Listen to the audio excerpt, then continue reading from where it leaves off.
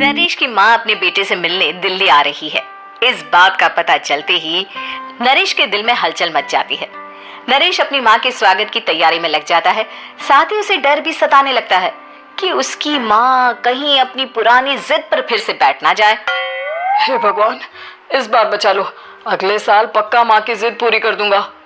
तभी दरवाजे की घंटी बजती है। नरेश दरवाजा खोलता है तो सामने अपने मकान मालिक को देखकर हैरान हो जाता है, क्योंकि उनके साथ एक सुंदर सी लड़की भी थी। अब नमस्ते अंकल, कुछ काम था, मुझे बुला लेते। आपने क्यों कष्ट किया? अरे नहीं नहीं, इसमें कष्ट कैसा, मैं तो बस तुम्हें रीना से मिलवाने आया था।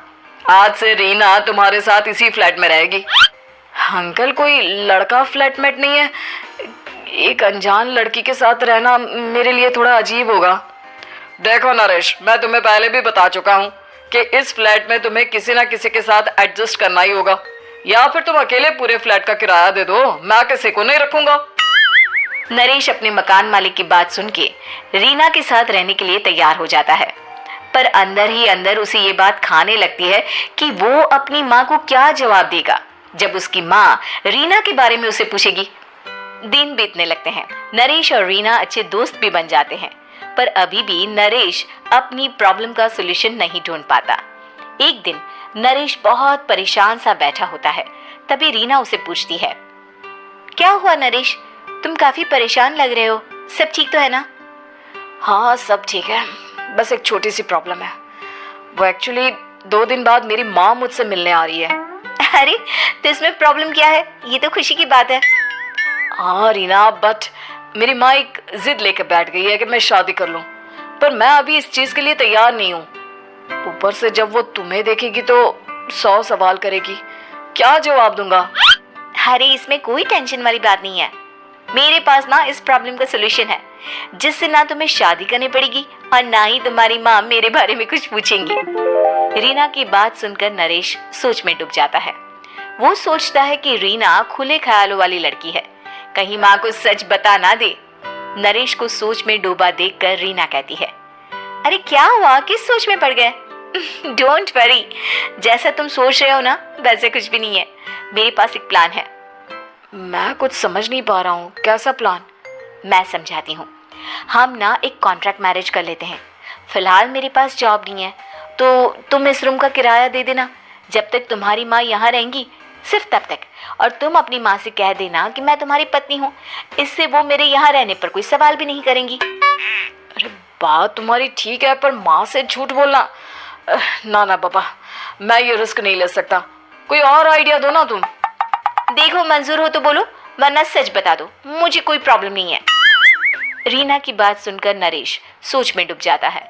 बहुत सोचने के बाद जब उसे कोई रास्ता नहीं मिलता तो वो रीना के बताए हुए रास्ते पर चलने के लिए तैयार हो जाता है। वो रीना से बात करता है और अपनी माँ की पसंद और नापसंद के बारे में बताता है। रीना भी नरेश की सभी बातों को ध्यान से सुनती है ताकि कहीं उससे कोई गलती ना हो जाए। आखिर वो दिन भी आ जाता है जब नरेश की माँ उससे मिलने दिल्ली आ जाती है। नरेश अपनी माँ को फ्लैट पर लेकर जाता है। जैसे ही नरेश की माँ फ्लैट के अंदर जाती है, रीना उसके पैर छू लेती है। ये देखकर नरेश की माँ थोड़ी घबरा जाती है और नरेश से पूछती है, अरे बेटा नरेश, ये कौन है?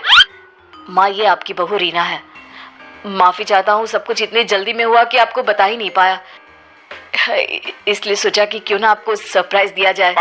अरे बेटा, मैं तो बस तेरा घर बसा हुआ देखना चाहती थी। हाँ, बहुत अरमान थे अपनी इकलौते बेटी की शादी को लेकर, लेकिन कोई बात नहीं, शायद किस्मत को यही मंजूर होगा। ये कहते ही नरेश की माँ रीना को गले लगा लेती है। रीना बेटिया, मेरा बेटा ना थोड़ा नादान है, पर तुम काफी समझदार लगती हो और मैं जानती हूँ कि तुम इसका बहुत अच्छे से ध्यान रखोगी।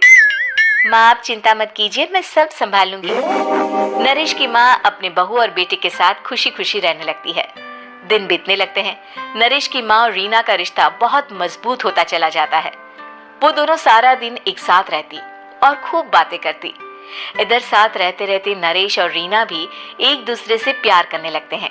दोनों को इस बात का एहसास हो जाता है, फिर भी वो इस बात को छुपा कर ही रखते हैं।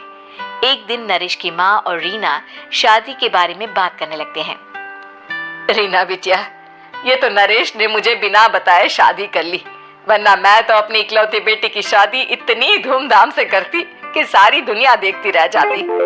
अच्छा माँ, आप ऐसा भी क्या करती नरेश और मेरी शादी में जो दुनिया देखती रह जाती?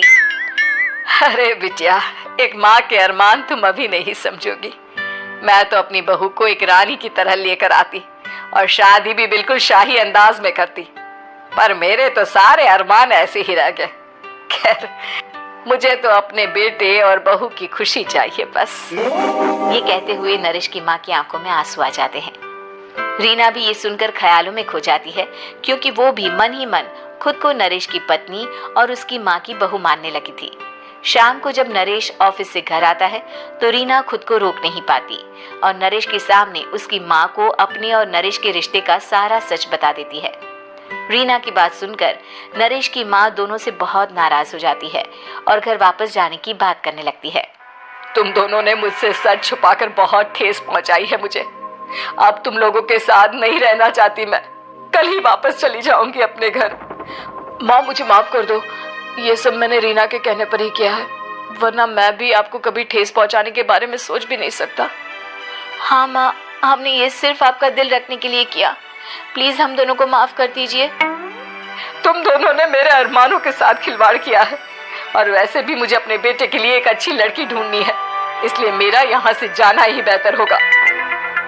माँ की ये बात सुनकर रीना खुद को रोक नहीं पाती।